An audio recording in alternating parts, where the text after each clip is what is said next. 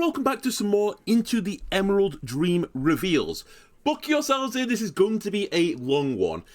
Normally when, there's the class reveals, I try and do like 2 classes at a time, there or thereabouts. And this always leaves me with 1 left over. And normally that 1 left over, I do in its own video. But because the Warlock reveal was delayed by a day, so we saw the Mage ones before the final Warlock card, I decided to bundle Mage in today. So we're going to do Paladin, Warlock, and Mage, so it's going to be a bit of a long one.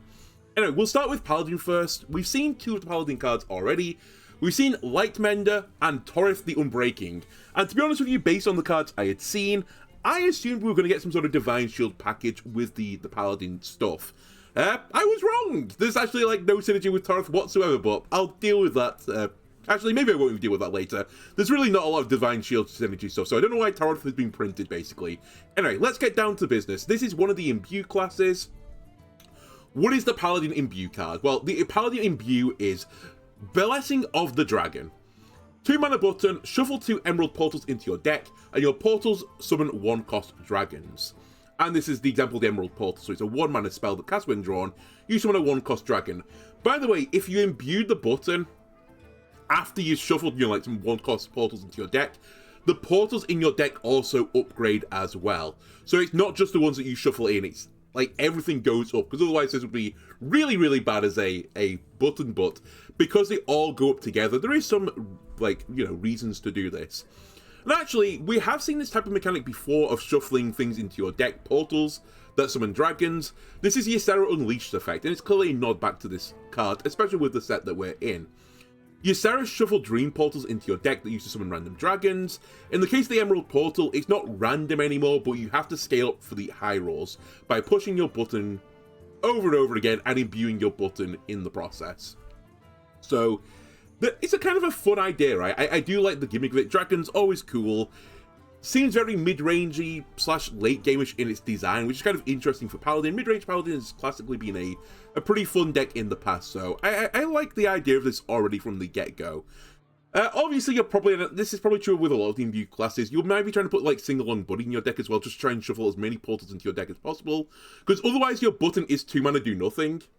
I do have to appreciate it's 2 mana do nothing your button until you draw the Emerald Portals, which, you never know, they might be the bottom 2 cards of your deck, they might be the top 2 cards of your deck and get a really high roll. To try and, skew the variance in your favor, you want to shuffle as many portals into your deck as is humanly possible, especially since as you imbue, they all get upgraded at the same time. So I think Sing-Along Buddy will be an almost certainly must-run card in this type of deck to fill your deck full of portals. Also worth noting, just before we get into the cards, Grillmaster still exists in Paladin right now, and there's definitely a world where you can skew your deck in such a way that the Emerald Portals are your cheapest cards in your deck, in which case Grillmaster could be used to tutor for an Emerald Portal, which will give you a dragon. And if you've imbued enough times, it suddenly means that Grillmaster is, 4 mana 3/4, summon a reasonably strong dragon with a Death Rattle, draw your highest cost card, which is actually pretty nice, honestly.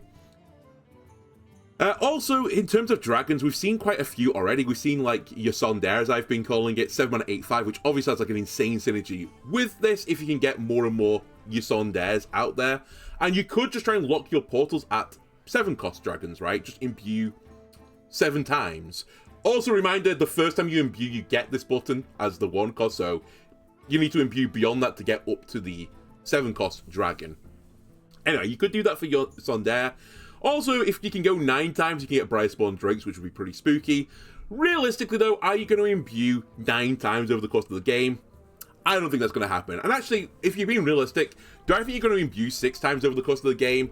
Maybe you might, but it's going to be pretty difficult still.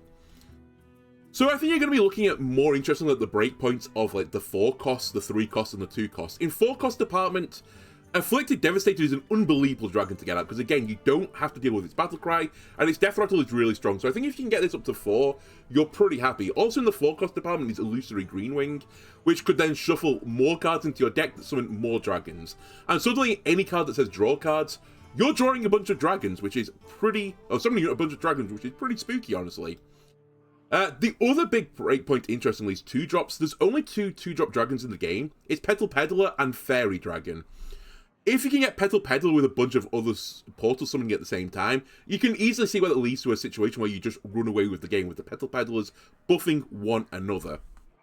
And even Fairy Dragon, 2 mana 3/2 Elusive Dragon, it's not the end of the world, right? Not my first choice of, a dragon I'd put in my deck, but it's not crazily out there. Alright, let's see some of the cards though. Gold Petal Drake, 3 mana 3/4 dragon, Battle Cry and Death Rattle imbue your hero power. So again, when you imbue the hero power, it just increases the cost of the dragons that you're going to get summoned. It doesn't shuffle more portals, by the way, in case you're wondering, because that is written in words, not as a number. It's not the bold text, basically. Yeah, really, really solid card if you're going to be an imbue deck, and you're probably putting this in your imbue deck, right? It kind of reminds me a little bit of Groovy Cat, which also had Battle Cry, Death Rattle, and improved your button in some way. One thing I'll say about like Groovy Cat versus the Gold Petal Drake is, again, Groovy Cat immediately gave you value, like your button would just instantaneously improve, and you could push the improve button immediately, and use it immediately. Gold Petal Drake's case, the button does improve immediately, but the reward you get from it doesn't improve until you draw the portals, right? And actually that doesn't even happen until you push the button as well, so again, you still have this situation where you have to do 2 mana do nothing, probably, and I wait to draw these cards, and then you're getting bigger and bigger dragons. That being said, if you can live long enough, and Paladin's not too bad at living quite a while into the game, then you could definitely buff this portal into a really, really scary place where most of your deck are portals, and basically anytime you draw cards, you're in a scary situation. So Gold Petal Drake undoubtedly will go into this imbue deck. I think it's actually a pretty solid card. It's also not understated for a 3-drop. 3 mana 3/4 is kind of what you would expect. With an upside on the Battle Cry and Death Rattle, sure, that's a pretty good card. As long as the imbue entire package works together, this will be a fine card. The other one that kind of reminded me as well was Ayaya, Blackpaw, which again was Battle Cry, Death Rattle summoning bigger and bigger Jade Golems. Again, like Groovy Cat, you got the advantage immediately because the Battle Cry summoned something to your field that you could actually tangibly use at that moment. So Gold Petal Drake is undoubtedly slower than both of these cards, but I think you can get to a pretty high ceiling with this card. Maybe not as high as, like, Aya, or at least in the situation of Aya, she could get to a ceiling which was good enough to win the game. I guess Gold Petal can go beyond that, but, you've already won the game at that point. So, yeah, I think it's an okay card. I think it's pretty solid. I think it's a fun idea. Also worth noting, you may have noticed before, I said the 4 3s and 2s are the interesting breakpoints on dragons. I kind of skipped over 3. There's only a few 3-cost dragons in the game. Nightmare Dragonkin, Fey Trickster, both of which I think were okay, assuming again you've got a more than 5-cost spell in your deck. Gorgonzola is obviously a bad get because it's a low-statted dragon, has a Battle Cry on it. Bronze Explorer, again, you don't get the Battle Cry, but at least it's 3 mana 3/3 with Lifesteal. The final 3 cost is Gold Petal Drake itself, and I assume from the portals you could get a Drake from it, which would be a nice self-fulfilling prophecy that, you put the 3-cost portals in your deck, you draw one of them, you get the 1 in 5 chance of getting the Gold Petal Drake, it dies, it imbues your button again, and gets the scale going on further. So, even in the 3 department, I think it's actually not too awful. I think you get some pretty good rewards from there. The other imbue card is Aegis of Light. 1 mana Holy Spell, summon a random 1-cost minion and give it Taunt. Imbue your hero power. When I first saw of this, I thought of Boogie Down. This is the old version of Boogie Down where you summon 2 1-cost minions from your deck, and if you finale'd this, you gave it Taunt. This card was really strong, but part of the reason why this card was really strong and why it got actually completely reworked, basically, is that you got to choose the 1-cost minions in your deck that would gain Taunt. In the case of Aegis of Light, you can't pick, it's just purely random, so you're probably going to get on average a 1/2 or a 2/1 with Taunt, which for 1 mana is a pat deal. So really this card lives and dies based on the imbue hero power aspect. As I mentioned, you might hit like Crimson Sigil Runner as one of the options. 1 mana 1/1 Taunt, cool, thanks, that's great. And then you might hit something like Slumbering Sprite, which is like, okay if you hit this. It's unfortunate in the sense it goes dormant, so you don't immediately get the value of the Taunt. But if you do this on 1, and then on 2 you push your button, start shuffling portals into your deck, the Slumbering Sprite wakes up, and even though it can't attack on the second turn because of the dormancy and summoning sickness, it still has a 3/3 taunt, which is pretty annoying. There's then some really high rolls in the sense of like Catch of the Day, for example, where you could get a rush 3/3 with taunt. That's pretty good on turn 1. Actually, it's just pretty good in general. Even if you hit that on turn 2, that's probably going to clear a guy out and leave your mana left over. So, yeah, there are some good rolls, but I think more likely there's bad rolls. And as I mentioned before, I think the only reason you'd run this card in your deck is purely because of the imbue your hero power aspect to get your Blessing of the Dragon buffed. And actually, in that regards, it's kind of fine. Like, a 1-mana card that imbues your hero power, you can just splash that in quite easily and weave it into a turn fairly happily, and you get a small amount of value with it. Sure, that's fine. Also worth noting, this is a holy spell, so it does also synergize with holy spell enablers, for example, Flickering Lightbot and Holy Glow Sticks. However, most of the holy spell package is rotated out of Paladin right now, so these are like the last bastions of hope for the holy package. So I don't think you'll probably run these in that deck. Also worth noting though, you could run this with Linessa, and there is some value in that, because if you're really trying to get your hero power super imbued, and maybe you do want to get these Ysandares and stuff, you could put Linessa in your deck, and Aegis of the Light will cast twice. Obviously not a big value in the short term, but in the long term, that's double the imbue, baby. That's pretty good. We also have Dream Warden, which I actually think may be one of the strongest cards printed in this expansion. 4 mana 3/4 dragon, taunt, battle cry. If there is a card in your deck that didn't start there, draw it and gain +2/+2. That's actually incredible, like truly incredible. Obviously, in terms of cards that didn't start in your deck, it kind of is referring to the portals that you're going to shuffle into your deck. Assuming before turn 4 you push the button and don't get the unlucky situation where you draw 2 portals, you're playing a 4 mana 5/6. That's really good for the stats, like insanely good for the stats. And it's like drawing a card in the process, and you're going to get a dragon from it, so it's even more stats than that, and it has taunt. I just want to let you know, Asheron's Sentinel, which was a 5 mana 5/6, is the same stat line, so for 1 mana less, you get like a draw and another stat line of dragons associated with it. That's incredibly powerful, like a really, really, really good card. So again, if we're running Imbue Dragon Paladin, this card is 100% seeing play in that deck. And also, I think this is like a crucial card. If you play this on like 3, if you can coin it out, it's going to be backbreaking for an opponent to deal with. It's a really, really powerful stat line and a pretty powerful effect on top of it. Also, bearing in mind, like this is the effect of Sharp-Eyed Seeker, which I think is just rotated out. Sharp-Eyed Seeker saw bits of play here and there as well, just for the effect of drawing a card that didn't start in your deck. And that was understated for the cost. As long as there is a card in your deck, which you won't play this if there isn't one in your deck, right? You're getting an overstated card. It's got taunt. It's really unbelievably strong. I can't stress enough. This card is kind of insane. Really, really good. Also worth noting, you could also put cards in your deck that aren't just your button. You could use Agency Espionage if you go into Rogueland with the tourist mechanic. Probably not the best use of Dream Warden, but you draw a card that didn't start in your deck, it gets the +2/+2, and the card costs 1, maybe get a super high roll off top of that, and play an insane amount of stat line around 5. Possible, but unlikely. What's more reasonable though is something like Marin. You could find the treasures as well. That's a pretty good deal. And some people have been speculating that maybe you could do some sort of Incendious Paladin, because the Eruptions are obviously cards that didn't start in your deck. Draw an Eruption and do AoE damage in the process. I think Marin and the Incendious, not a crazy idea to just go into this Portal deck anyway. Then we also have some other drawing stuff that didn't start in your deck synergy. Dragon Scale Armaments. 1 mana Holy Spell. Draw a spell that didn't start in your deck and one that didn't. Again, unbelievable card, like potentially crazy. I just want you to bear in mind, this is 1 mana draw 2 cards. The card I peg draw 2 cards to is Arcane Intellect, and this is effectively a 2 mana reduction on that card. And actually it's better beyond that even. Better! It's a tutor as well, because you're getting specifically a spell, and a spell that didn't start in your deck. Now, obviously the spell that didn't start in your deck probably is going to be a cast when drawn spell, one of the portals, but if you are shuffling spells that didn't start in your deck, like again with Marin and Incendious, you might actually get some real spells that you can just put into your hand, in which case it is just 1 mana draw 2 cards.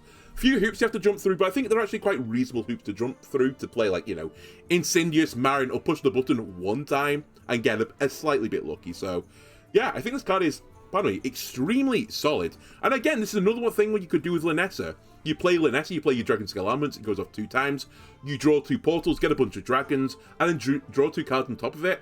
Yeah, I see this. I can actually see the package forming together.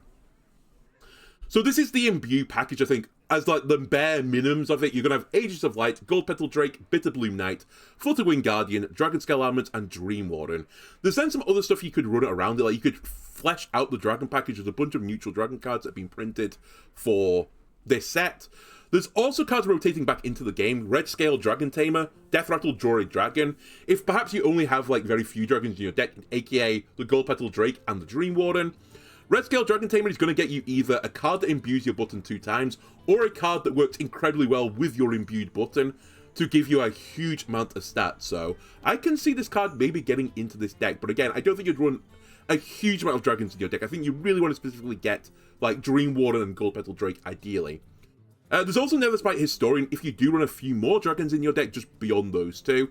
Bearing in mind as well, Anachronos is rotating back into the core set, which is a very powerful dragon. Maybe that does make this list as well as a more mid-rangey Paladin list. But if you're doing that, you could use Netherspite Historian to draw a bunch of, to generate a bunch more dragons, which might be Gold Petal Drakes, which would let you imbue the button more. Could be Dream Wardens as well to get even more stat line. So I actually think there's quite a lot to like about this Dragon Imbue Paladin package. I think it looks extremely fun.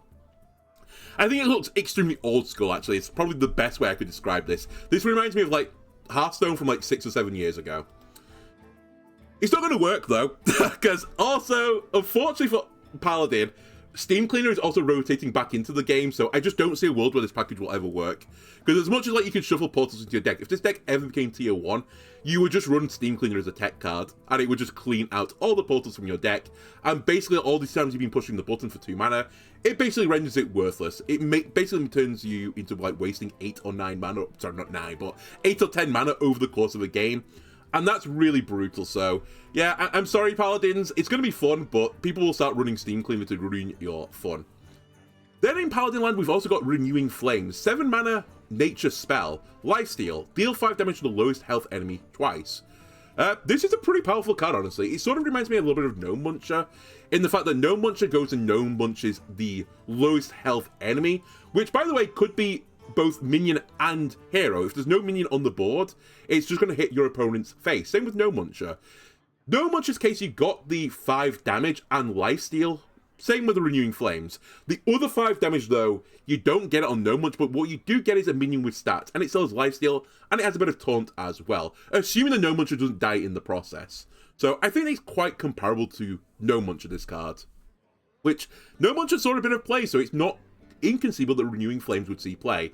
Also worth noting, if there is no enemy minion on the board, this is 7 mana Pyroblast. Pyroblast is like one of the classic scary, mage cards, printed at 10 mana to deal 10 damage. Some people have found decks, make Pyroblast basically get reduced to like 0 cost, or some way to make Pyroblast playable to be at a legitimate win condition. It was worth jumping through the hoops to do it. And Renewing Flames has a bit of that about it. Obviously, there's more ways to play around it than in Renewing Flames' case. You just have to play minions on your board, but it has the potential to be really spooky, especially with a board clear, like a Ceaseless Expanse into Renewing Flames. That's really scary. That's like seriously scary now. Also, there are other cards out there that synergize with this. You could use Fey Trickster, for example, if you're trying to run your Dragon Paladin deck, which has a Death Rattle that draws a spell that costs 7 or more. This is a spell that costs 7 or more. You can draw it. There's also Bumbling Bellhop, which I always want to be a card that works. If you're trying to run some sort of big spell Paladin list, then Bumbling Bellhop is 3 mana for 6/6 taunt stats. Surprisingly, this has not really ever worked so far, including in Big Spell Mage, but Bumbling Bellhop, your time will come, I promise you. By the way, the reason this spell is being printed is because of this one, the Wild God for Paladin, Ursol, 8 mana 9/7 beast, Battlecry, cast the highest cost spell from your hand as an aura. It lasts 3 turns. This is also a really insane card. Paladin is getting like a really good package again. Paladin eats well again, for another expansion. This effect is not too dissimilar to something like Iceblood Tower, which was a spell. I can't remember when Iceblood Tower actually came out. It was around the... Oh my god, my naming is gone. I keep wanting to call it Showdown in the Badlands, but it wasn't. It was I can't remember. Frost Baron something or another. It was around there, okay? You could derive the title yourself. This casts a random spell from your deck in Mageland for 3 turns. Obviously, with Iceblood Tower, you would fill your deck with big, massive spells, so you would get more mana cheat from this over the course of the game by virtue of the fact that the Iceblood Tower, you play the 10 mana, you then cast 8 plus cost cards from your deck, so over 3 turns, you basically cheat out 24 mana for 10 mana, which is a pretty good deal. In Ursol's case, you don't even have to deal with the randomness that much. as long as you have a big spell in your hand, you know what the spell is, and it's going to cast it over and over and over again as an aura. So I'd actually argue that Ursol is stronger than Iceblood Tower. Iceblood Tower, I will say, was a bit hard to play. I don't think the decks ever really came to fruition because it was a 10 mana spell, and it's more like 10 mana Prey to a little bit of degree, because it kind of depended on what spell you got cast from your deck. Obviously, you would, bastardize your deck in such a way that you only had big cards, but even then, sometimes, like, the RNG wouldn't work in your favor. Obviously, in the case of Ursol, you're probably looking at getting Renewing Flames as one of the big spells, which is actually super brutal for a number of reasons. Firstly, you kind of have to play minions into this, because otherwise, you're taking 10 damage to the face every single turn. Also, if you're trying to do any damage to the Paladin, this thing is healing them for 10 every single turn, so it's going to be really hard to take their life total down to 30 while Renewing Flames is casting 3 times. Immortalized in Stone is also rotating back into the core set. This is the old version of the text of this card, by the way. The new version will say summon a 4/8, 2/4, and then 1/2, which actually is a big deal, because if you played this with Ursol, you would get, the 4/8, the 2/4, the 1/2. If you got it again and maybe played another minion on the board, in the old version of Immortalized in Stone, you would lose the 4/8 because of board space reasons. Now you lose the 1/2 over the 4/8, which is a pretty big deal. So, in this case, Ursol into Immortalized Stone is actually a pretty big wall you're building with Ursol. So, again, I can see you running Immortalized in Stone in the Ursol deck. The other big spell in Paladin right now is Sea Shanty, that gives you a bunch of 5/5s. I will say, Sea Shanty could in theory reduce in cost below 10. It's probably not completely fair to say this is a 10 cost spell. But even then, 15/15 of stats every turn for 3 turns is pretty good, honestly. So I don't think it's a terrible deal, but I probably don't see Sea Shanty making that list. You can also try and use Shalandra if you're like a big fan of insane, disgusting value. You play Shalandra from the Ursol, you generate the 5 dream cards. You obviously on your next turn play a bunch of the dream cards. And then Shalandra goes off again and you fill your hand with dream cards. It's so much unbelievable value that it's kind of disgusting. And what's worse is I can kind of see it happening. Also, if you corrupt Shalandra, I believe you'll get the corrupted dream cards, which is, again, really, really disgusting. So I kind of can see this thing. And also, the Ursol will corrupt the Shalandra, so it's got really good synergy with Ursol. I can actually kind of see this big spell Ursol type package also working. I think it's a really, really, really powerful interaction with one another. Now, you do need to be careful with Ursol a little bit with the spells you put into it, because it's just casting the spells somewhat randomly. So in the case of Power Spike, it's kind of like a slightly unhappy situation, because the 4 damage might hit your minion. It doesn't say enemy minions, so it could hit your minions. It could hit their minions. However, the slight happiness is, it does say on Power Spike, friendly minion gets the +4/+4, so it can't give that to the opponent. So, it's slightly unhappy, but it could go bad. Spike Rich Siege is actually super unhappy, because again, it's just given minion +2/+6. That might hit your opponent, so again, you don't want to put Spike Rich Siege in the Ursol. That's a bad idea. What you really want to do though, and again, I didn't put this on the big spells, but if you Taurus into Rogue, you could get into Snatch and Grab. You want a spell that says enemies or allies specifically, so you know where the spell is going to be targeted. In the case of Snatch and Grab, it says destroy 2 random enemy minions. So for 3 turns, you would destroy 2 enemy minions every turn, which again, basically means you can't play minions into Ursol, which is pretty annoying. I don't think you'll do this, by the way, even though I put a smiley happy face next to it. I think there's better things Paladin can do than Snatch and Grab. There's also then some other interesting ideas. You could try and generate the big cards from other classes. For example, Daydreaming Pixie gets you random nature spells. And in these random nature spells, well, one of them's Typhoon, which is just lol, but Meteor Storm is in there. And Meteor Storm in Ursol would be really, really scary if a Meteor Storm went off every 3 turns. Sorry, every turn for 3 turns even. And you're just filling your deck with asteroids, you're continuously clearing the board. I think it basically just leads to a win condition. So maybe you try and put Daydreaming Pixie and just high roll one of these big, massive nature spells. Similarly, Sweet and Snow Flurry gives you random frost spells. It's only temporary though, sadly, so you'd have to be a bit heads up in how you play this. But if you could time the Sweet and Snow Flurry, especially like the mini into the Ursol, you could hit Tsunami, for example. A Tsunami every turn for 3 turns. Again, it's basically just GG, I think, at that point. It's going to be so hard to deal with it. Even Frosty Decor, it's just putting up a wall, giving you a ton of armor, so yeah, I kind of like it. So these cards that generate cards from other classes, or just potentially can generate these big spells, I think you might try and run them in the Ursol deck and just try and high roll some disgusting value. But yeah, Ursol, extremely powerful. And it's not even just over there, it has a tutor as well. Ursine Maul, 4-mana 4/2 weapon. After your hero attacks, draw your highest cost card. Really strong again, like a really, really strong card. It's kind of like the Grill Master type thing where it tutors for a low and high cost card. But in the case of Ursine Maul, you just tutor for your 2 highest cost cards, which is fine. They're your best cards, right? And by the time you get to like turn 4, you're probably looking for your bigger cards anyway, because you're getting into that range of the game anyway. Another way to look at this is basically Quick Pick, right? Quick Pick sees play in both Demon Hunter and Rogue, which is a 2-mana 1/2 weapon that draws 2 cards. I do appreciate the mana cost is a big deal about the Quick Pick. Ursine Maul is twice the cost. It does do more damage though. Quick Pick is only doing 2 damage over its entire, duration. Ursine Maul is doing 8 damage, so there is a really big gap in that. So Ursine Maul is a bit more aggressive.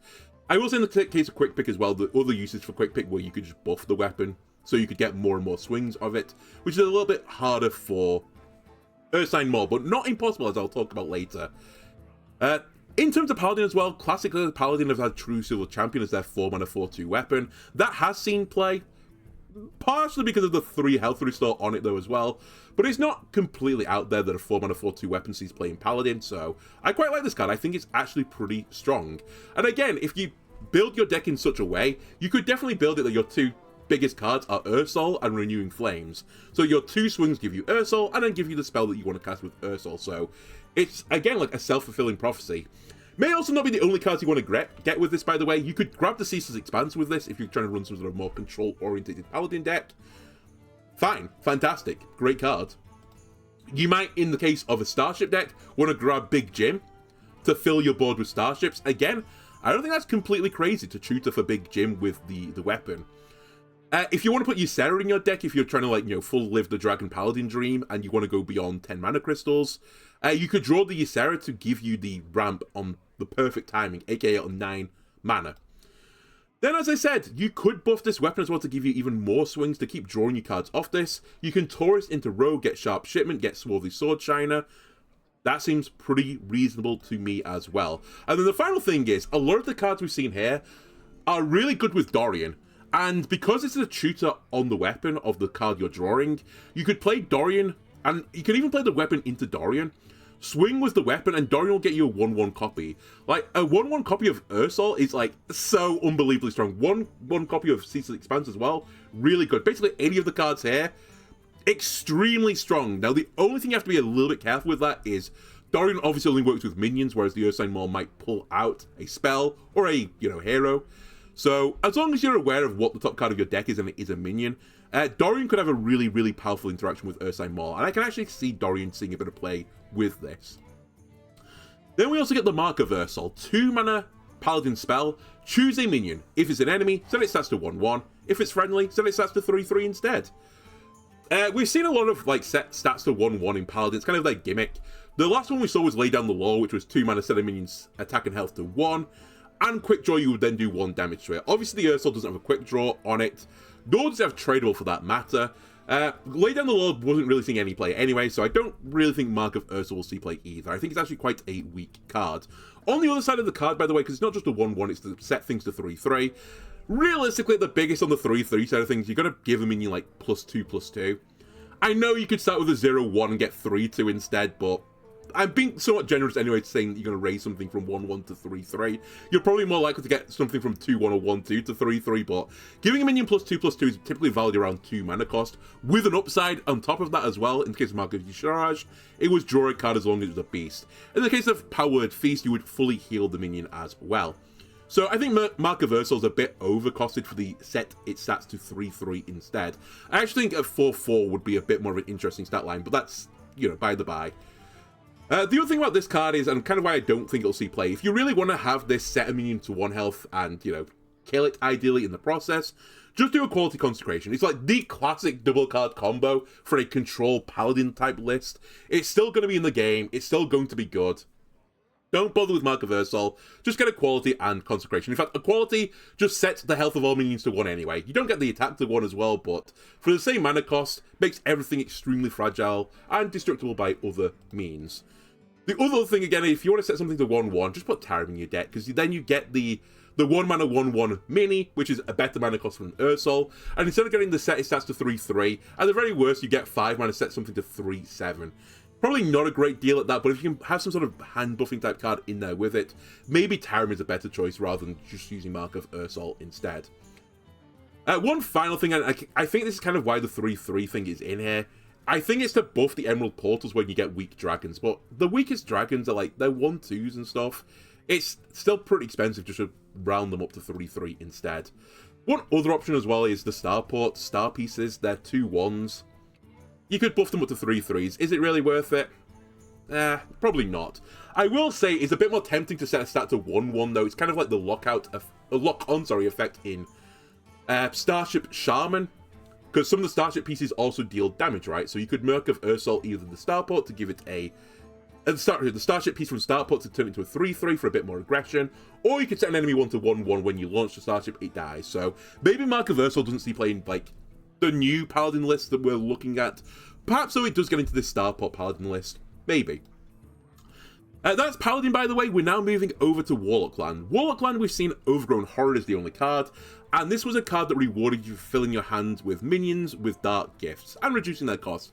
And I said back then, there has to be some more dark gift package with this, because otherwise, I just don't see it working. You have to jump through a lot of hoops to get the mana reduction, and by the time you get the mana reduction, we're already at like turn 8 and 9, and your opponent can just deal with you cheating out like 4 or 6 mana.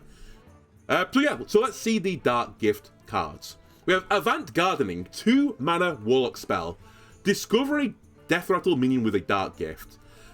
First I'll just say about this, why is this not a nature spell? I feel like a card that says it's gardening should be nature, but we'll forgive that for now. Either way, discover a Death Rattle minion with a dark gift. Discover a minion with a Death Rattle is Carrion Studies. This was a 1 mana hunter spell. That made your Death Rattle minion you played next cost 1 less. This actually did see some play, mainly for timing reasons, to get a Death Rattle card that you put into your deck, like coming out a turn early so you could trigger its Death Rattle with various Death Rattle triggering cards, like Play Death type things, earlier, to get the value earlier. Avant Gardening doesn't do that. It doesn't have that effect, because you can kind of say that Carrion Studies is sort of like a 0 mana card.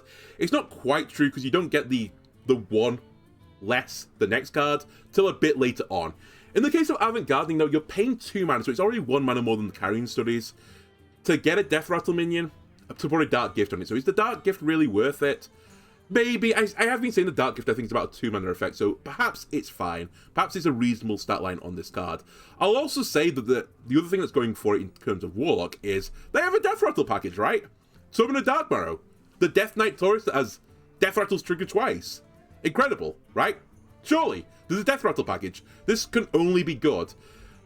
Then you sort of look at the Death Rattle package and you're like, yes, I can put a Dark Gift on my Sacrificial Imp. Yeah, it's not bad. It does require, in the case of Sacrificial Imp, to sacrifice it on your turn, otherwise you don't get the Death Rattle, so it's a bit of a spooky card, but there are some pretty spooky Dark Gifts you could get on there, like giving this Reborn wouldn't be the worst thing to potentially get more and more imps out of it. I will say in the case of the Reborn on that, though, it's somewhat of a disadvantage because you want to kill your guy on your turns, so you don't really want to heal it back to full health, which is the other part of the Reborn effect of the Dark Gift. You'd actually rather it stay at 1 health, but either way, maybe you put some sort of Dark Gift on it and the Sacrificial Imp gets a bit spooky. And this now gets me to the problem of this card. Warlock doesn't really have a good Death Rattle package right now. Even though it has a Death Rattle card, the package itself is kind of garbage. The Death Rattle card's a Sacrificial Imp, which, again, situationally good, but you have to destroy it on your own turn. Game Master Nemzi, which has seen 0 play. Fiendish Servant is rotating back into the set, and I do see interaction with Fiendish Servant with the Dark Gifts, especially the ones which are like Dark Gifts that give things like, I think it's +4/+5 and puts it back on the top of the deck. Obviously giving this more stats is really good, because it works nicely with the Death Rattle. You get more bang for your buck, so Fiendish Servant I can see being actually a pretty good role. Then you've got Enhanced Dreadlord, has never really seen any play. Wretched Queen, never seen any play. And then there's 2 other cards that are in Warlock Land, which we'll see later. One of them is a tutor, and one of them I don't think you'll run with the Dark Gift package anyway, because it's actually anti-synergistic. So beyond that, you're looking in neutral lands. What are the neutral Death Rattle cards? Oh, we got Steeds, which by the way, I think in a previous video I put 8 mana on it. It's actually been buffed to 7, so it's actually slightly better. We could get Sneeds! Ooh, yay, Sneeds! I could get Chillmore! Probably not, because you're not going to be doing a dragon deck. I can get Octosari! I'm about to give it Octosari Reborn. Basically, I think it's just too much variance on this card. You're probably going to be grabbing something from the neutral land, and there's not that many great options. Meadow Strider has some potential to be pretty good if you keep giving this like Reborn and filling the bottom of your deck with Metastriders, and have some way then to find the Metastriders from the bottom of your deck, sure, that could be fine. You could also get Arcanite Defense Crystal with Reborn, which obviously is pretty good for a Starship-like deck, so maybe you put like a bit of the Starship control package into this, just in case you do roll the Death Rattle onto the Arcanite Defense Crystal, maybe. Then after that, you're looking at stuff like Nemelia, which, again, with a stat line increase on this, could be a pretty scary card. But it's just, it's a bit random, just a bit random. One other thing I will say about all of this, though, is the Tourist thing is actually quite nice for Warlock, because you can get a bit Brittle Bone, Buccaneer, which does make all your Death Rattle cards considerably better. You can basically just give them Reborn. So if you get a good Dark Gift on one of them, you can Reborn it. Sure. Alright, the payoff for Dark Gifts, and this is like the first time we've seen a class with a payoff for Dark Gifts, it's Wallow the Wretched, 7 mana 6/6 minion.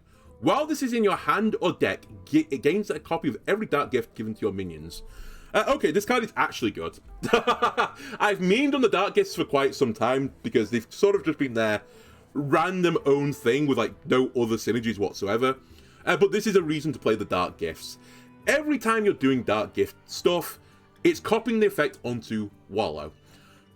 Which means that when you play Wallow, Wallow is going to be a super, unbelievably scary minion, is what I'm going to expect. Obviously, a 6/6 stat line for 7 mana is not a good deal. All this needs to do, though, is get, like, you know, potentially 2 Dark Gifts on it. And I think at that point, you're playing something beyond what you would normally be able to play in Standard. Here are the Dark Gifts, by the way. I assume, and you'll have to make your deck, like, at least you have to be aware of this in your deck.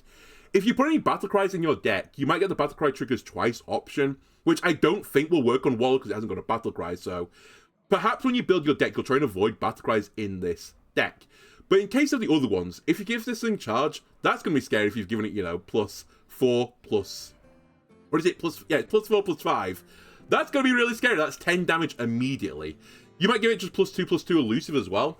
More stats, more good, so you can see if you get enough Dark Gifts, if you throw enough sticks, eventually, like, you're going to get a really, really, really nasty minion coming from this. And I don't think it's that unreasonable. If you can make the game last enough, you can play enough Dark Gift cards in the process, you might get this thing out with more than 10 attack, with Divine Shield, Wind Fury, and Charge on it. And at that point, it's a legitimate win condition for the Dark Gift deck. Draw Wallow, play a bunch of Dark Gifts to win the game. So yeah, I think this is actually the piece of the puzzle that will pull that package together. And this is the Dark Gifts stuff that we've seen so far. These are the only ways I believe that Warlock can get Dark Gifts. Avant Gardening, which probably will go into this deck just purely because you need to give something a Dark Gift. Creature of Madness, Raptor Herald, Nightmare Lord Xavius, and Treacherous Tormentor. I'll say in the case of Xavius, and I'll mention this a bit later I think as well, if you hit Xavius on Wallow, I believe Wallow will get the effect from Xavius, and then will copy it because of Wallow's effect. It'll trigger afterwards, so actually hitting Xavius onto Wallow is a pretty big boon, because you get 2 Dark Gifts for the price of 1. Other things that are nice about this, if you do Tourist into Death Knight, you could put Soul Searching into your deck, and this might actually just be a big enough draw in that deck to even have like a minor Death Rattle package and not worry about it too much, just because Soul Searching could copy this card. I do somewhat think that Warlock potentially could get to a situation where it's just win condition on its own, but it'd be really nice to get another copy of this just to stop it being pulled out by like Dirty Rat or something like that. Just as a bit of protection from it being lost, because if you lose this card in that deck, you're going to lose the game. You're basically a combo deck that relies on this card, so yeah, I can see a world where you would go into Death Knight just purely for Soul Searching to get a copy of this, and then you kill them with maybe slightly less powerful Wallows, or you have a spare one in the back pocket in case something nasty happens. We also have Rotheart Dryad, 1 mana 1/1 minion, Death Rattle, draw a minion that costs 7 or more. It's basically a caricature artist, but it's not a battle cry and not on a 4-drop, so it's easy to play this out early. It's not a big tempo loss, but it's a bit slower. However, you play this on turn 1, it's unlikely this is going to get silenced or bounced. And in fact, if this gets bounced, you're probably pretty happy with life, because it's only a 1/1 stat line, right? And if it gets bounced, you're just going to play it back again, so yeah, it's pretty annoying. You're probably going to get the Death Rattle off this, and basically this is going to tutor for your Wallow, which is incredibly, incredibly useful. There are some other uses for this as well. Archimond, if you're trying to build some sort of, you know, demons from other class deck, perhaps you use this to pull out Archimond instead, to make sure you've got the Archimond combo for the big turn of playing demons that didn't start in your deck. And as I kind of like alluded to earlier, there is a bit of an issue with this card in the sense that you kind of want to Xavius your Wallow, but perhaps you run both Xavius and Rotheart Dryad. If you miss the Wallow with the Rotheart Dryad, then so be it. You get it with the Xavius. And vice versa, sorry. I don't know which way I said it around, but basically, if you miss Xavius on the Wretched, you'll use Rotheart Dryad instead and just be fine with life. And actually, perhaps because a lot of these Dark Gift cards are demons in their own right, maybe you can try and make some sort of Archimon deck with discovering demons to find you more of the demons that generate Dark Gift cards, and you put Archimon in your deck as well, so there are other options to draw from Dryad, other than just Wallow. We'll see. Anyway, this is the package, basically, that I see it as. I think you'll run probably all of these cards. Actually, I'm actually not sure you'll run the Overgrown Horror. I'm still not convinced it's worth running that versus just playing the Dark Gifts naturally. Bearing in mind, Overgrown Horror is understated, so you kind of need to reduce at least 2 things with this card. But maybe it still sees play, because I think Avant-Garding, Wallow, Rotheart Dryad, Xavius, Tormentor, Madness, and Herald probably all make the Warlock package. And then you'll maybe run this again a bit more mid-range like even, maybe a bit more control-orientated, and just have a bunch of cards that keep you alive while you're trying to build this arsenal of minions with Dark Gifts, and eventually just win the game with Wallow. Sure, maybe that is something that can happen. Then we also have Archdruid of Thorns. 2 mana 3/2 Battlecry. Gain the death rattles of your minions that died this turn. Interesting card. Probably going to be really hard to use though. When I first saw it, I was like, oh, it's kind of like Undertaker, but Undertaker's effect is Battlecry getting death rattles of 3 minions that died this game. Obviously, that's easy to do though, right? And it just kind of like mirroring the fact that this is an 8 mana legendary card versus a 2 mana common. Well, not common, but epic card, sorry. Something you can put 2 copies of in your deck is basically what I mean. In the case of the Undertaker, you can play this whenever you want, and you'll get the 3 death rattles that died this game. Archdruid of Thorns, you have to time it very specifically for the turn when your death rattles died, which also means if your death rattles die on your opponent's turn, which is normally the more likely situation where your minions die, then you can't play Archdruid of Thorns to copy the death rattles onto this card, so it's actually kind of awkward to use. Seeping Oozling was another way to get other death rattles of cards that were in your deck, but again, this didn't have this timing issue, so the card I actually think this is probably closest to something like Snakebite, and Snakebite didn't really see any play. This card required you to kill a bunch of minions on your turn, and Snakebite would then get a bunch of stats for every minion that died. This card didn't see any play in a class that could summon tokens with Rush. Archdruid of Thorns is requiring you to have death rattles, which might not have Rush, and also probably have higher stat lines than 1/1 with Rush, so I kind of don't see it in the case of Archdruid of Thorns. And then again, going back to the death rattle package for Warlock right now, it's kind of garbage, honestly. Fiendish Servant again was probably a more realistic option of a card that might live through your opponent's turn, and its effect is actually quite good with the Archdruid of Thorns. Sacrificial Imp is almost going to certainly try to be killed on your opponent's turn rather than yours. Nemsy, I don't even know what would happen. I think nothing would happen. And then the other cards are like fine, like, you know, it's good effects, but you need to get an 8-drop with 7 health to die on your turn. That's pretty hard. An 8-drop with 4 health to die on your turn is pretty hard as well. Maybe you can copy the effect of Rotheart Dryad. Maybe that's what it's actually aimed for, because it's only got 1 health, and that's more reasonable to kill on your turn. Perhaps. It's just a really awkward balancing act, because if it has too little health, your opponent will just kill it on their turn. If it has too much health, then it's hard to kill on your turn. There are some other options in neutral land, by the way. You could try and copy the effect of Tranquil Treant and try and just ramp out of control. We'll see why later. And then, I don't think this will work right now, but just like, watch this space. If there's any way of Warlock being able to play something like a Draenei package with Velen, you could potentially kill Velen on your turn, to then copy Velen's effect onto Archdruid of Thorns, and play it as the Archdruid of Thorns as well to copy the effect onwards, but there's no real Draenei support in Warlock right now, so I don't see it. It's also worth mentioning, I say like it's hard to kill stuff on your turn. Warlock does have a few cards that just kill cards on your side of the board. For example, Eat the Imp. So maybe there's a world where you can set this up, but the more and more cards you're requiring in the combo, like, the less and less likely it is to be successful. In this case, you would need the Death Rattle card, you need Eat the Imp, and you need Archdruid of Thorns. It's a 3-card combo. It's going to require you like 7 mana, and for what? To copy the effect of Sacrificial Imp, it's probably not actually worth it. The other thing that has a better synergy with this, instead of just, you know, eating the imps, you could use Summon a Dark Marrow to instantly kill minions as they're summoned. You copy the Death Rattles a few times, and then you play Archdruid of Thorns at the end of that to get those Death Rattles. I don't think this would count as a Death Rattle for Summon a Dark Marrow, so I think it would stay on the field. I might be wrong with this, but it's not actually a Death Rattle card. It's a card that then gains a Death Rattle once the Battle Cry resolves. And I think once the Battle Cry resolves, the effect of Summon a Dark Marrow would have had missed its trigger, basically.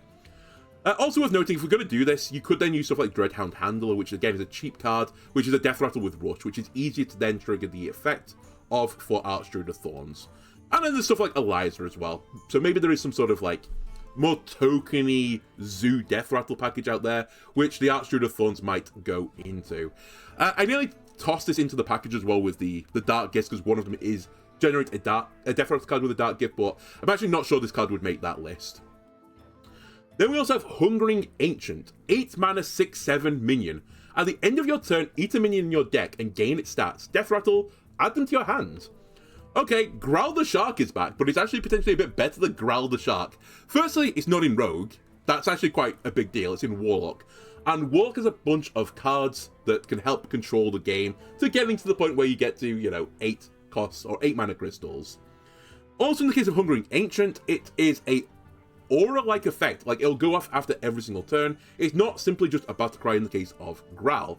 And actually, back in Growl's situation, I think you used to use the Rastakhan Rumble totem to trigger the battle cry twice to eat 2 things to get 2 cards to your hand. So yeah, it was kind of like worth jumping through hoops for all that in the case of Growl. Hungering Ancient, you can't double the battle cry obviously, but if this thing just lives on the board for multiple turns, it is getting bigger and bigger and bigger. And moreover, it's kind of drawing you the cards. It's a bit of a slower version than draw, because it requires your opponent or you to destroy them. But you eventually get these cards into your hand. That's a pretty good thing. I don't know as well how this interacts with Archdruid of Thorns, which again is why I've had Waverly put this on here. I don't know if with Hungering Ancient, if you ate a bunch of minions, then Hungering Ancient died and you played Archdruid of Thorns, whether Archdruid of Thorns' effect of add them to your hand would copy the cards that were in Hungering Ancient or not. That might be one for the testers. If it is, maybe this sees play with the Hungering Ancient for the turn when it dies. You can then get more value from the cards that were in the Ancient. Anyway, one of the issues with this card, by the way, and it's kind of an unusual issue in the history, or especially the recent history of Warlock, Warlock hasn't got a lot of big cards right now. Archimond is like one of their bigger cards, a 7 mana 7/7, which when you play Hungering Ancient, it is an 8 mana 13/14 at that point, which is obviously pretty good stats for the cost, and with the promise that when you get the Death Rattle, you're going to get the Archimond in your hand as well. Beyond that, you're looking at stuff like Infernal, a 4 mana 6/6, which again is 8 mana 12/13, which is fine, but you're only getting the Infernal out of it, which is an okay minion. So you're really looking in neutral land for like the quality of cards, and if you go into neutral land, there actually are quite a lot of big cards there. Mohawk Fortune, maybe you put it in that deck, and actually I don't know how not Mohawk Fortune, but the Hungering Ancient effect works with Archimond. If you get a demon from the Hungering Ancient, does it become a card that didn't start in your deck anymore? I actually don't know. Does it still recognize that it once was in the deck? Because normally when things go from the field to your hand, it loses like buffs. For example, any hand buff, if you take it from the hand to the field, it retains it, obviously. If you go from the field to the hand, it loses it. So I don't know how this is going to work with Dark Gifts for starters as well. I don't know if that Dark Gift will be lost if this gets eaten. Actually, I guess the situation in that case is how do you have a Dark Gift in your deck? Good point. But yeah, if you have anything with buffs in the deck, I don't know how it works with this type of card. Obviously, there's other things you can do as well beyond just big demons and stuff. You could get Ceaseless Expanse. That'd be pretty good, right? You play an 8 mana 21/22. That's really good stats for the cost, with the promise as well that Ceaseless Expanse is going to come back from it. Yeah, I like it. Now, there are some things you have to be a bit careful of with this card. Wallow the Wretched, for example, is one of the ones I think you have to be really careful with. I don't think you would ever run this in the same deck as that, because if you eat Wallow, then you neuter Wallow's effect. Wallow works while it's in your hand and deck. It doesn't work while it's inside the stomach of Hungering Ancient, so I think you can't possibly run this in that deck, because if you eat the Wallow will start getting the copies of Dark Gifts, which means you'll lose the game. So yeah, that is a bit of an anti-synergy. Also, I think you have to be a bit careful with something like Rothheart Dryad, which I put in piss color, because you might try and do this, but it's still not ideal. Rothheart Dryad does tutor for this card, but at the same time, it is a possibility of being eaten by the Ancient, in which case you played an 8 mana 7/8, which is obviously not a good deal. And this is obviously the big weakness of this card, and the same of the Shark from Rogue. You have to like tutor your deck in such a way that basically all your cards are big cards. Ideally minions, sorry, are big cards. Which, for Rogue, was really hard to do. For Warlock, it's more amenable though. Warlock has a lot more control spells that could let them survive until the late game. And actually, this is a theme of the other archetype for Warlock, which is some sort of big package. Fractured Power, 2 mana Warlock spell. Destroy one of your mana crystals. In 2 turns, gain 2. Potentially an insane card, honestly. People have poo-pooed this is like, this is bad wild growth. Yeah, sure, it's worse wild growth, great. Wild growth still playing like every single druid deck though. And even when it got nerfed to 3 mana while it was still in standard, still saw play. And in fact, wild growth is in Malfeorin's Gift right now. People still play Malfeorin's Gift to get a wild growth from it. Not all the time, but some of the times they do it. Which implies 3 mana to get a mana crystal is worth it. Fractured Power is 1 less. Now, you do have to suffer in Fractured Power, because you lose a mana crystal. You destroy it, which is a really tangibly horrible effect to do to yourself. But you have the promise of great rewards later. You can get to these bigger cards later. And as I mentioned a few times, it's easier to lose tempo and come back from it in the early game versus the late game. In the late game, it's the difference between winning and losing the game. In the early game, it's like, okay, well, I'm going to have to fight back from this, but it's not completely impossible that I recover and then gain tempo back myself. I also don't quite know how the 2-turn time is going to work in this, because if you play Fractured Power on 2, the way I see this is you'll drop to 1 mana crystal on 2, obviously, but you've already spent that mana, so it doesn't matter. On 3, you'll still be at 2 mana crystals, and then I assume that's the end of the second turn, because you played it on your turn, the turn ended, that's 1. Then the entire through the next turn, turn 3, you have 2 mana crystals. Then on turn 3, you'll have 5 mana crystals. So I think that's the way that works, and if that is the case, then yeah, I think it's actually worth it. I think taking that pain early is fine. Warlock's got a lot of good control cards, a lot of cards to get you back in the game, including some AoE cards that can get reduced drastically by the number of cards in your hand. Yeah, I can see. I think this is a really potentially strong card for a big Warlock package. This lets you get to stuff like Hungering Ancient early, maybe play it a bit earlier, and again, what's better than playing big stats at 8 mana? Playing them at effectively what would have been 7 mana. Your opponent is going to have less answers to this, so yeah. Very spooky. Wallow as well. You might want to play Wallow a bit earlier, or just get more of the Dark Gift cards out there faster, so you want to ramp. Table Flip.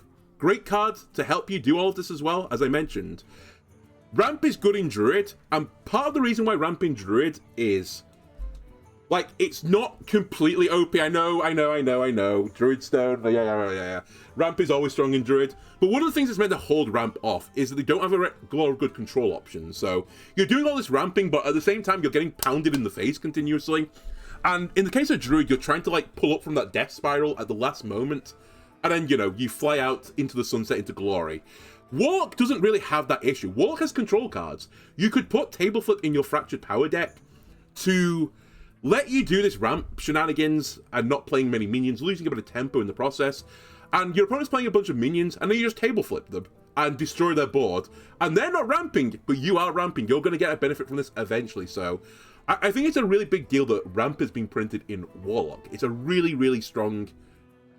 It's a strong effect in a class that has means of overcoming the weaknesses of doing the ramping. We also have Agamagan. I think Amagan? Ding Dong. It's a 10 mana 8/9 beast. I think it's the Wild God, by the way. Battle Cry. The next card you play costs your opponent's health instead of mana. I've spoiled the surprise a little bit. It's kind of like Commander Ulthok, but Commander Ulthok stopped your opponent basically playing cards, or at least your opponent could play cards, but it cost them health to do it, so it made them really uncomfortable. In the case of Agamagan, you play the card that causes your opponent to lose life, so it's actually pretty spookerific what you can do with this thing. Now, you can't pay beyond 10 mana crystals. The game doesn't let you do that, because that could be really, really scary in the right circumstances. So the maximum cap is 10 damage. But Wardresh Fire Eye, which did see some play back in the day in the hero-powered mage deck, the big payoff of that card was dealing 10 damage to all enemies. This could do 10 damage to your opponent. Now, I do appreciate 10 damage to your opponent is not the same as 10 to all enemies. Wardresh also cleared the board, which made it hard to come back from that effect. Agamagan doesn't really do anything to the board, so it just steals... not steals, sorry. It just does 10 damage to your opponent. But it's still a pretty scary situation that could occur. There are some other comparisons with this, actually, that Wardresh requires you to jump through hoops to get to the effect. Agamagan sort of requires you still to jump through these hoops, because you have to play Agamagan, which is a 10 mana card, so you're probably not doing much else on your turn. And you've only played an 8/9. It's actually a really big tempo drop for a 10 mana effect.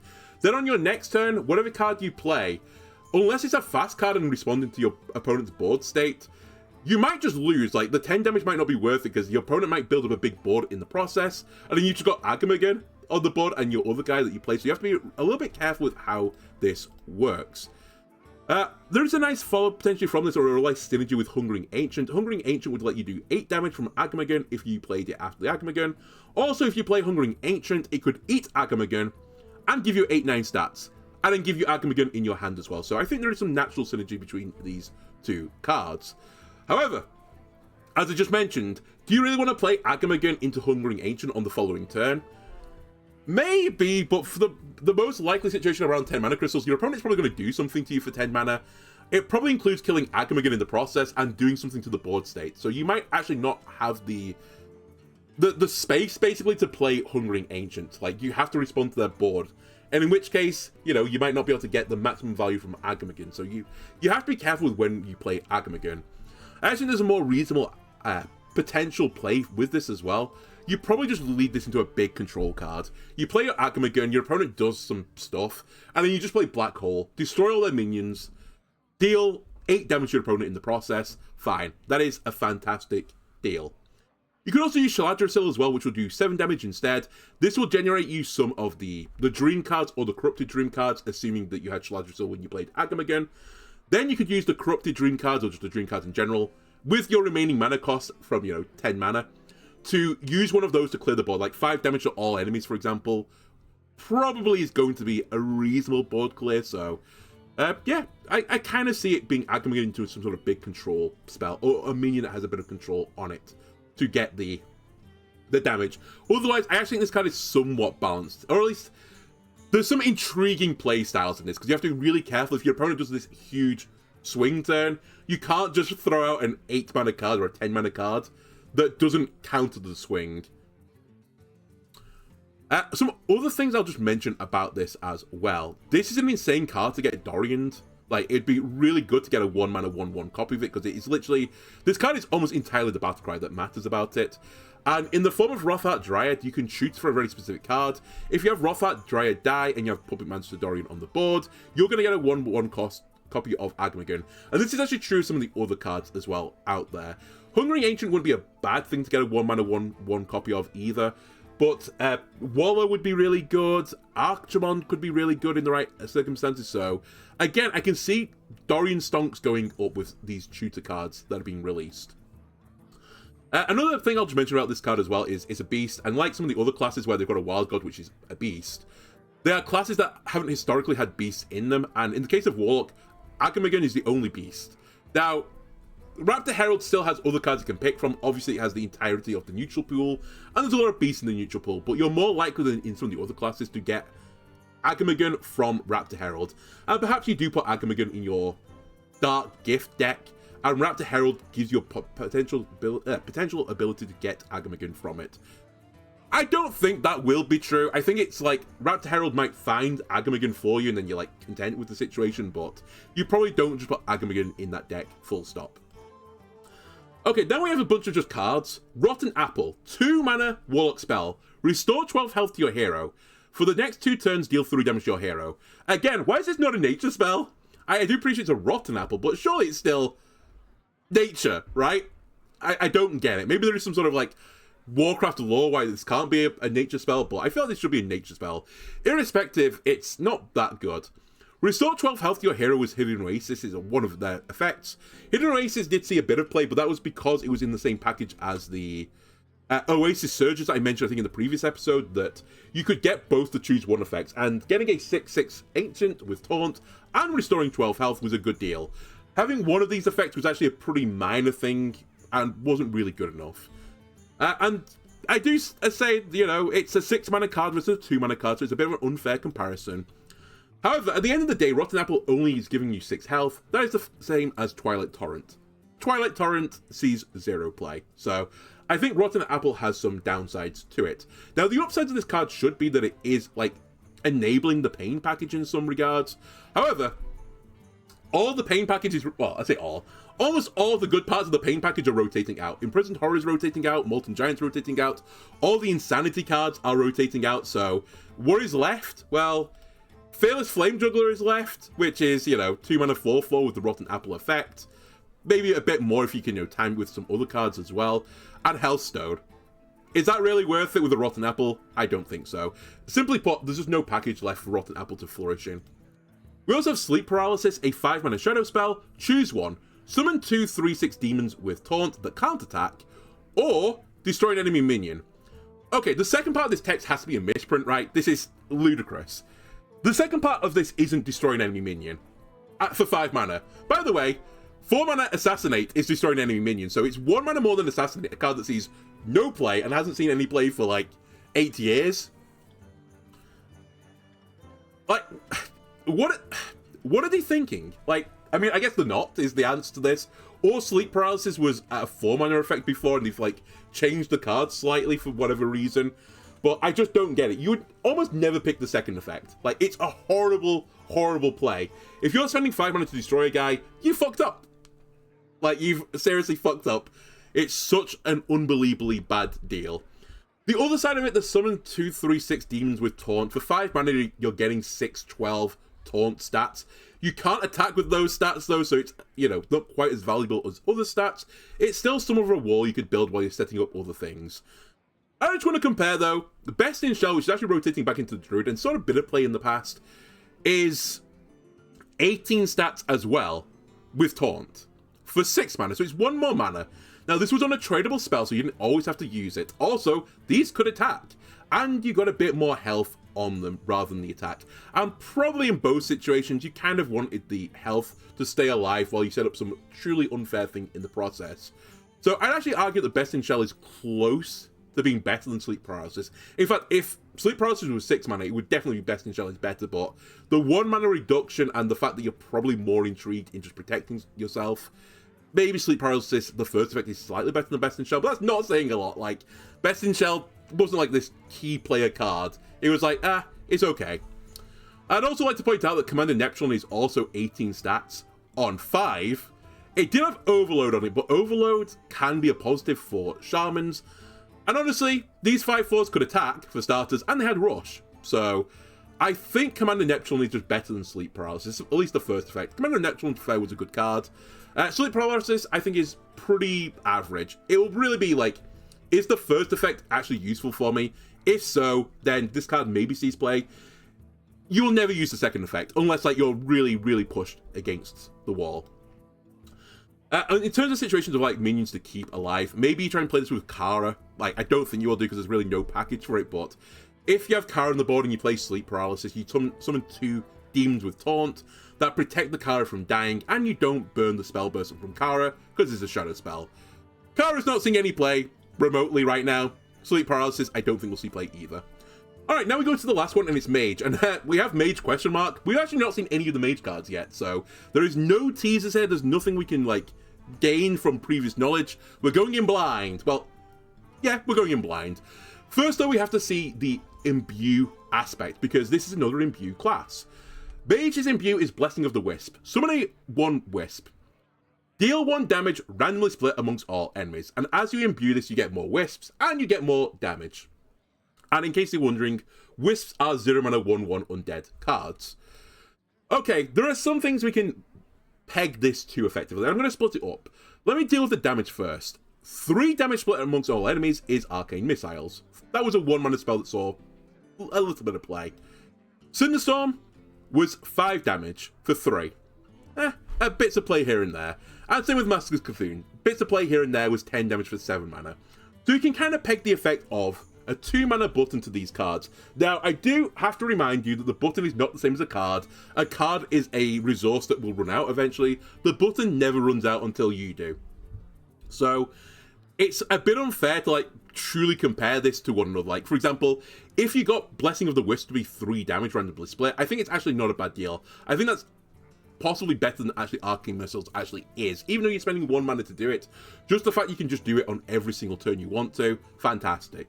Also worth noting on this, you're still getting the Wisp as well. Like, it's not just the damage, so I don't think it takes a lot of imbues on this button to actually get something pretty strong. And actually, when you really think about it, this button is probably the best one from the first imbue, because the first imbue, you're summoning a Wisp, and a Wisp is a 1/1 minion. which is the same as a Silverhand Recruit. So your button basically becomes the Paladin button plus, because you get 1 damage on top of it as well. It is random, but it's 1 damage. I think almost all of the other imbue buttons are worse than just a normal button until you imbue it like at least another time. Sometimes I think like beyond that, you need to like imbue 3 times to be like, okay, we've got a really good button going now. But the mage one, I think you just start off with actually a pretty reasonable button. I'll also say you can actually peg the Wisp side of it as well, because Wisp of the Old Gods was a spell that was printed in Druid, and it valued summoning 7 Wisps as 7 mana. Now, Blessing of the Wisp, you're probably not ever going to get it up to 7 Wisps, or at least it's going to be pretty hard to imbue 7 times to get you there. Also worth noting, the reason Wisp of the Old God was so expensively priced, because it really is 7 mana for 7/7 stats, is that Druid had a lot of packages to do with buffing tokens, like going wide board boss. Mage doesn't have that. Mage has like no token synergy. It's not really a historical thing for Mage whatsoever. Really the only token buffing cards they've got, a Stonewind Champion from neutral land, which again, what year is this? And potential with Timing Wavepool Thrasher, but neither of these are like great options, right? I will actually say about this, just while we're like sticking on this subject, you could tourist into Paladin as Mage and get Busybot, which is a minion that buffs 1-attack minions, and the Wisps are all 1-attack minions. And in fact, it might be worth it just for the busy boss to to tourist into Paladin, just so that when you're playing these Blessing of the Wisps, you can play a Busybot at some point during the course of the game and buff your board of Wisps. Like, let's say you get this imbued like 4 times, so you're summoning 4 Wisps. You push the button and you play a Busybot. That's 8/8 in stats for 4 mana, with 4 damage runs on top of it. Actually, it's more than that because you get the 3/2 as well, so 11/10. That's actually a really scary turn, so I don't think it's a crazy idea that Busybot maybe they've finally found its home, and it turns out it was in Mage. Alright, let's see the imbue cards first. Spirit Gatherer, 2 mana 2/1 minion, Battlecry, get a Wisp, imbue your hero power. This card is really easy to go through. It's actually just Murloc Tidehunter, but kind of better. So Murloc Tidehunter was a 2 mana 2/1 Murloc. It summoned a 1/1 Murloc. You got 2 mana 3/2 stats. Very standard stat line. The upside though was you split the stats, right? So you could send 2 one way, 1 the other. Fantastic, fine. Spirit Gatherer is basically the same thing, because you get the 2/1 on the board, and then your other 1/1, surely it doesn't go onto the board, but you're getting a 0-cost minion, so you could just put it on the board. So again, it's a 2 mana 3/2, and you get the imbue in the process as well, so that's kind of why it's better than Murloc Tidehunter. Sure, you lose the try, but it kind of doesn't matter for the deck this is in. Also, the other upside to this is, if you really don't want the other 1/1 stat right now, like if you're fine just playing the 2 mana 2/1 for whatever reason, you do have the versatility of playing that 0 mana 1/1 later in the game. So because of these reasons, I think it's a bit better than Murloc Tidehunter, which, to be fair, only really saw playing like free-to-play Zoo decks and a bit of Murloc decks in the past. And even then, I didn't see a lot of playing a lot of Murloc decks. It kind of quickly fell off. One other thing I'm just going to mention about this card, because I don't really want to go into too much detail until we've seen the entire imbue package. Joymancer Geppetto would give you both the Wisp and the imbue card back. So if you want to imbue a lot, Joymancer Geppetto may be a way of doing this. And if you want a lot of Wisps, Joymancer Geppetto, again, may be a means of giving you some Wisps as well. The other imbue card is Wisp Rider, 5 mana 4/4 minion. Battlecry, imbue your hero power, then trigger it. Again, here's a reminder of the button. Summon 1 Wisp, deal 1 damage, randomly split amongst all enemies, and it goes up by 1 in both the Wisps and the damage for every time you imbue this card. The card I'm going to peg this to immediately is Tainted Remnant. This was a card that saw play in Elemental Mage. By the way, most of the Elemental Mage package now is rotated out, so Elemental Mage will not be a thing for much longer, in my opinion. Tainted Remnant was actually a pretty spooky card in that deck. It was a 5 mana 7/4 that did 7 damage split amongst enemies. Okay, now let's go back to the Wisp Rider now. Wisp Rider, you're getting 4/4 stats, so you're getting 3 fewer stats than the Tainted Remnant. When you imbue your button though, you're getting the 1 random damage split from there, or the damage randomly split from there. You're actually also getting some more stat lines. So at the very worst, when you imbue it from nothingness, it's a 5 mana 5/5 deal 1 damage random split amongst all enemies. Is that good? No, it's garbage, right? It's hot trash. If you get it to 2 though, you're getting 6/6 stats, and you're doing 2 damage randomly split. Is that good enough? 5 mana 6/6 with 2 random damage split? I think there you're hitting like par for the course. I think before you can get to the point where like this is like comparable to Tainted Remnant, I think you need to look for imbuing 3 times. And in that case, you're getting 3 Wisp, which is, 5 mana 7/7 in stat lines, deal 3 damage randomly split amongst all enemies. I think at that point you've got basically a Tainted Remnant-like effect. Sure, you're not getting it in the damage, but you're getting it in the stat line instead. So I'm pretty certain before Wisp Rider, if you play Wisp Rider, you really would like to have imbued 2 times. That's kind of the issue with this card. It's going to be kind of hard to imbue 2 times before then. Not impossible by turn 5, though. I will say that. So I think it's an okay card. Again, if the imbue mechanic works with Mage, this card has to go in that deck. It's a fine card. Then we also have Star Surge, 3-mana arcane spell. Deal 1 damage to a minion. Improved by each friendly minion that has died this game. Obviously, a big intention of this card is that it's going to be used with the Wisps. Wisps are cards that easily die, so you should have a lot of minions dying during the course of the game, and you're summoning a bunch of Wisps with your button. We've seen a few cards which say, like, you know, improve, like, damage based on something happening. Deep Breath was the number of spells you held in your hand and did damage to a minion and its neighbors, actually. Inquisitive Creation was playing cards from other spell skills and did more damage. This card did actually see some play.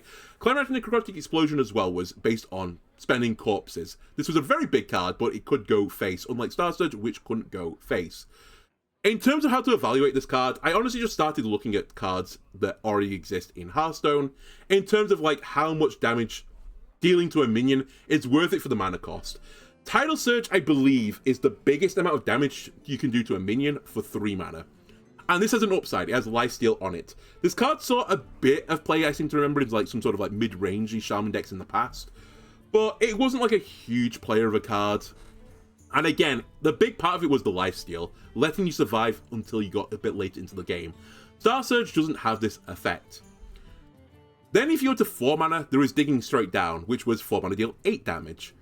This excavated a treasure on top of it. This card also didn't see any play, really, because the excavate package was kind of garbage. And this gets me like to what I think the weakness of Star Surge kind of is. Almost any card that deals damage to a minion only really ever sees play if the card also has an upside tied to it as well. Something like drawing a card or buffing a card or that type of deal. In the case of Star Surge, sure you can get to bigger damage numbers of this, and maybe it would intend to get beyond damage numbers of this. Since the Wisps are so easy to kill, you're going to get there eventually, right? You're going to get to this being 3 mana deal, 10 damage to a minion. Who cares? At that point, who cares? Because 3 mana killer guy is printed. It's a card that exists in Hearthstone. Now, they're normally situational, right? In the case of, you know, destroy the minion with the highest attack, or destroy a minion with 5 or more attack, but 3 and 2 mana cards that just destroy a guy exist. So this is like my downside of Star Surge, because you can get like 10, 12, 30 damage on this card, but who cares? It's effectively then just becomes destroy a guy. But with like hoops you have to jump through to get there. Now, I will say Mage is actually lacking that type of card. They don't really have single card killer guy. And in fact, the best card of single target deal damage is Fireball now, which is not a really great option, in case you're wondering. There is also Resonance Coil out there, but that would require you to be Terran Mage, which is quite a restriction. So Star Surge might see some play just because there's no other card really like it in Mage right now, but I think it's quite a weak card. You also have to bear in mind, like I said, those other cards on Destruction was situational, or it was untargeted to some degree because it's like, kill the biggest guy, so you don't really have control over that. In the case of Star Surge, if something has Divine Shield, then, you're not killing it, so it has its own weaknesses, but it'll probably see play in this Wisp deck because you'll probably just have to put it in the deck because there's no better option in Mage right now. But I think it's quite a weak card. One other thing I'll just mention about this, though, and again, I don't know if it's really worth doing this, but if you could get this really, really, really big, and you tourist into Paladin, you could put Lifeguard in your deck, and if you Lifeguard the Star Surge, it's potentially like a Reno effect. It will just fully heal your hero, so maybe if the deck is really control-orientated, perhaps you do this Lifeguard into Star Surge combo to give you a huge amount of healing, but again, I think it's just too niche an interaction. Okay, the big payoff for all this Wisp stuff is a Sinner. 8 mana, 6/8 undead. Battlecry. If 20 friendly minions have died this game, deal 20 damage, split amongst all enemies. Okay, that's a powerful effect. I'll give you that. It's kind of like, again, cut from a similar cloth to Mordresh, not only just because it's an undead, but jump through a bunch of hoops, you'll get this payoff. In Mordresh's case, it was 10 damage to all enemies. In a Sinner's case, it is 20 damage split amongst all enemies. And you have to do 20 minions get killed versus 10 damage with your hero power. It's debatable which one of these effects is better. I think it's more consistent in the case of Mordresh, which effect is better. Just 10 damage across the board. Just, it's going to deal with most minions, right? Assuming your opponent's got, 3 or 4 minions, then you're going to get the 10 damage to the face, and you're probably going to clear most of the board. In the case of Ascena, if you've got that situation, a lot of the 20 damage is going to be split amongst the enemy minions, and not a lot of it will go to the face. In fact, you might get to a situation where you're doing less than 10 to the face. Also, I will say about this versus Mordresh, I think Mordresh's effect was easy to proc, especially considering the hero power package that existed back then. 20 friendly minions dying during the course of a game is actually really, really hard to achieve. I do appreciate the button is summon 0 mana 1/1s, but even then, you're looking at 2 minions dying a turn, and it's friendly minions only. 2 friendly minions a turn dying for the first 10 turns for Ascena to go off.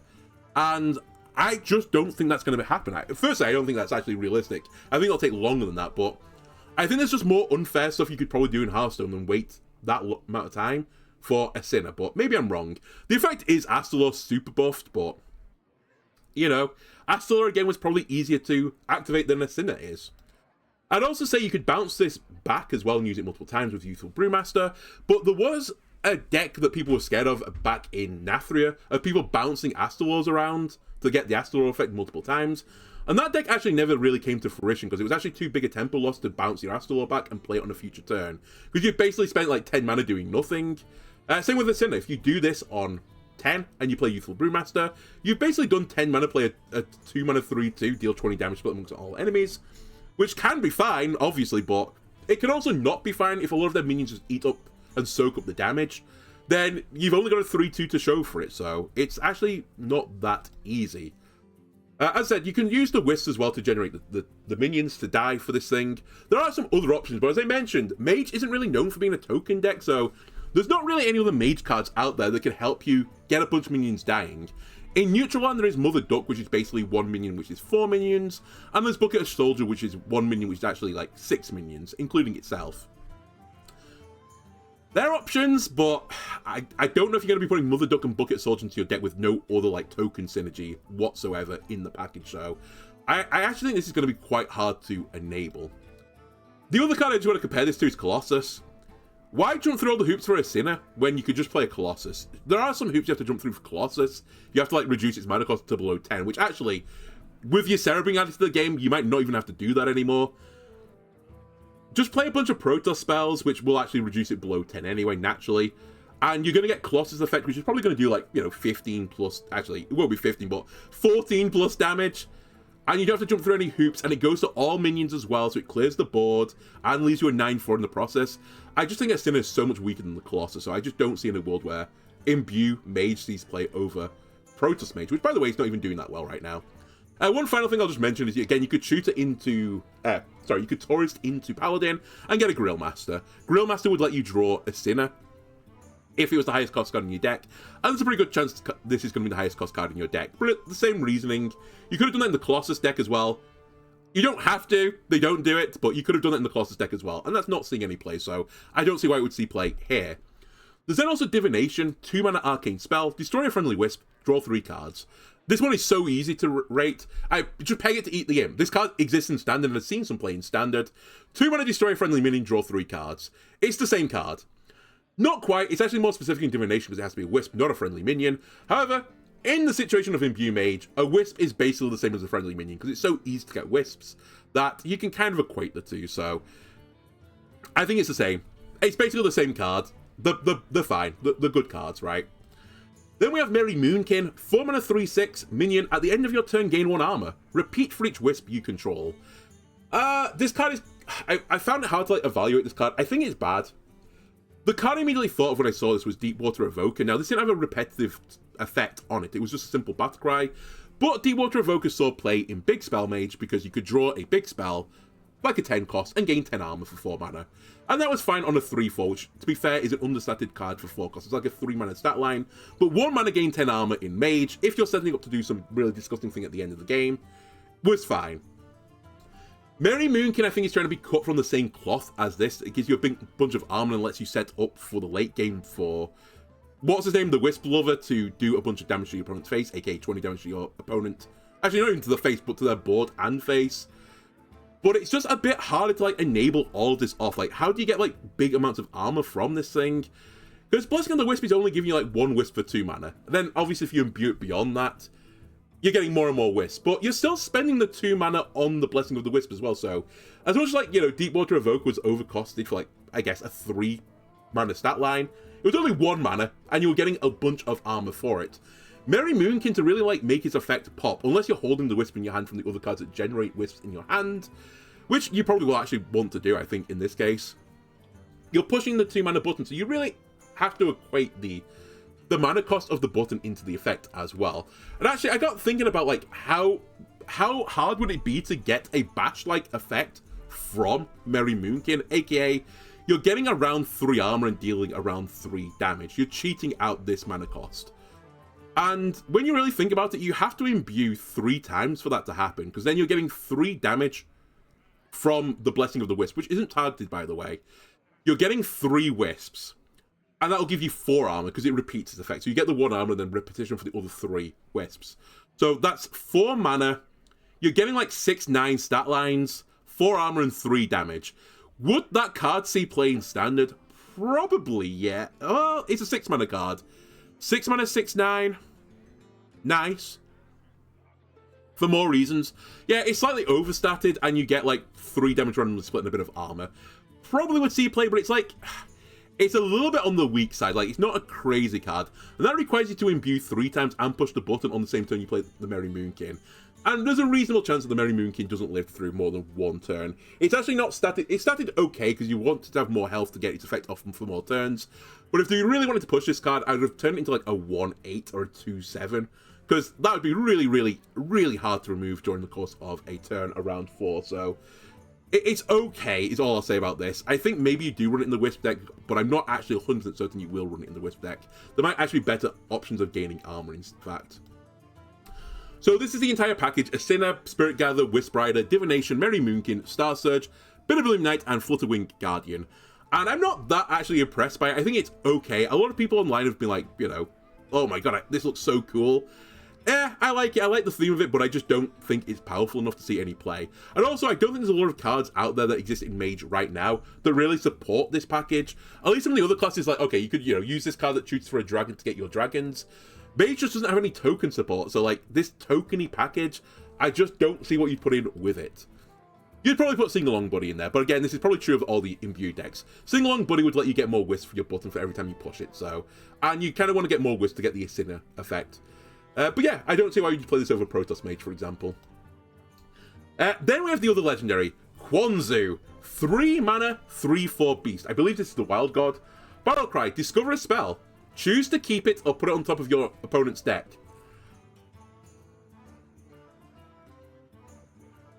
Yeah. That's worse Venomous Scorpid. Congratulations. I actually have no idea. In fact, beyond having no idea what they're thinking, I think this is actually, you know, take the designers into the back room and give them the paddling. Because I think this is a horrible, horrible legendary, like, for numerous reasons. Firstly, it's bad. 3 mana, 3/4, discover a spell. What year is this? But secondly, you want your legendaries to, like, you know, do something, right? You want to put it on the board and feel powerful. Give me the feeling of power that I don't have in my everyday life, because, you know, I'm living this miserable life. And you're like, oh my god, there's a new expansion out, I'm going to get a new legendary card. I only get few legendaries every year, so I hope I get the good one. And you fucking get Quanzu? A card that is, I honestly think is worse than Venomous Scorpid. It's actually crazy. There's no way this should be a legendary. The effect is just not good enough for being a legendary status. So, from a design perspective, 1 star. Actually, not even 1 star. This is like 0 stars. It's a horrible card.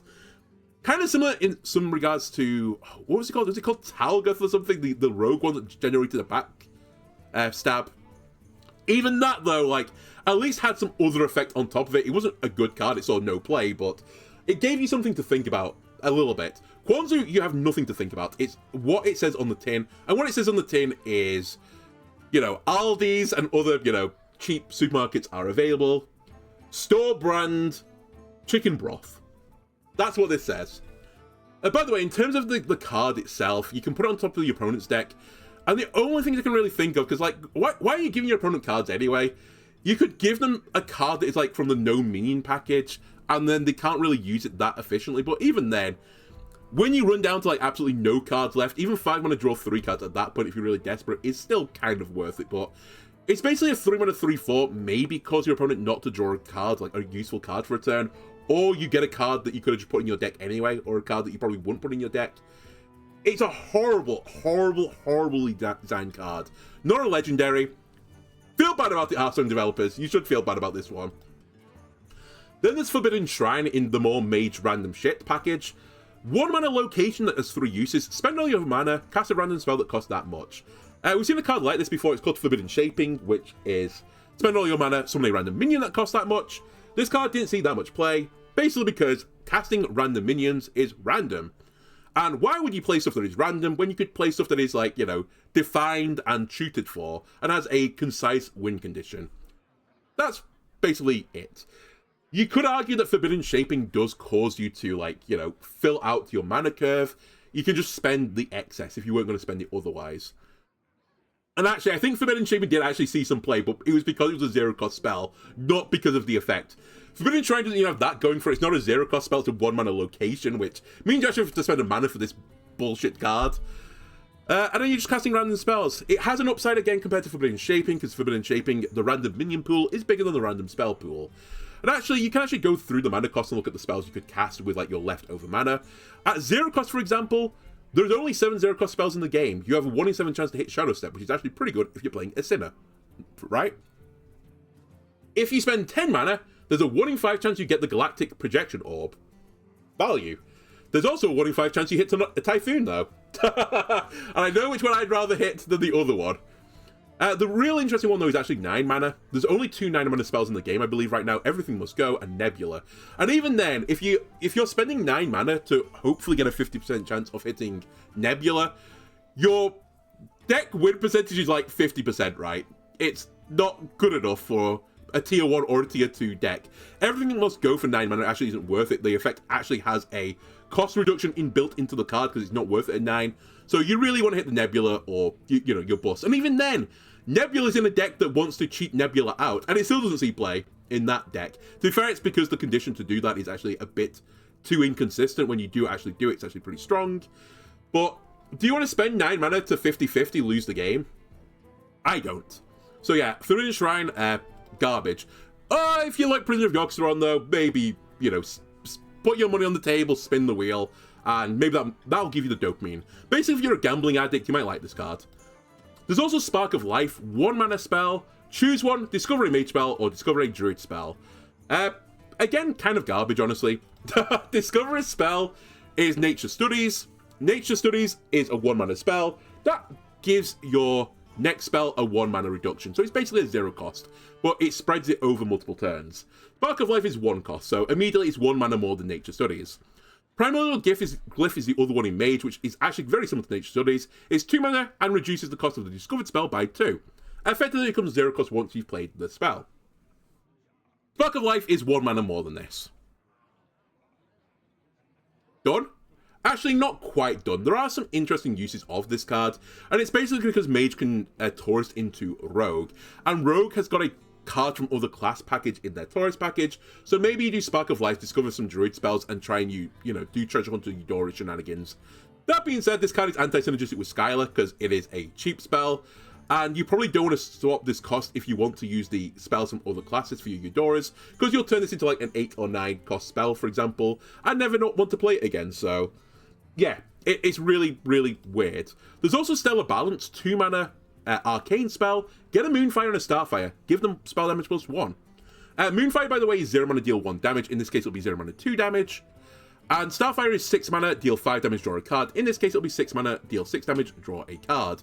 In the case of Starfire, Starfire becomes 6 mana Fireball with draw a card on it. Is that worth it? No, that's actually still not a good enough effect. Fireball is 4 mana, deal 6. Drawing a card, I think, is worth about a 1 mana effect, so it's actually overstated by 1 mana. Moonfire being 0 mana, deal 2 damage is obviously worth it. 0 mana spells are almost always broken in the game of Hearthstone. It does normally require some like trigger to enable it, but there's normally some way you can find to break the game with it, so I'm actually kind of more intrigued from the Moonfire aspect of this card. Again, these are cards not in Mage, so you could do the Eudora shenanigans and the other cards from other class shenanigans. And actually, it's not too bad in the case of Skylar this time, because if you hit Starfire and Moonfire, you turn the stat line of Moonfire onto Starfire, which turns that into a 0 mana deal 6, draw a card, and you just never play the Moonfire again, which is, like, okay, it's reasonable, right? Other uses for this card as well, maybe actually the previous one as well, perhaps in Minionless Mage, which is still existing. I don't know how the rotations affected that deck too much, but maybe you just put these value cards in that deck. This card does damage to the face, and eventually you want to kill your opponent's face. That's normally how you play Hearthstone. But in the case of Spell Mage, you have to do that with only spells, and these are 2 damaging spells. So perhaps in Minionless Mage, this card may find a home. Also, there is some chance it may see some play in Draenei Mage, which is the Paladin Tourist mechanic. There are a bunch of cheap spells which would let Rayla go off.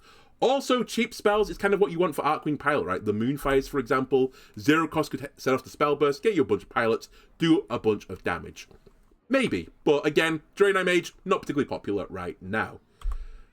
We're done. That's it for today's reveals. I think the only 2 left now are Death Knight and Priest, and I think they happen over the next 2 or 3 days. So, 1 more reveals, and then we'll do the star videos. Thanks for watching. I'll see you again next time. Bye.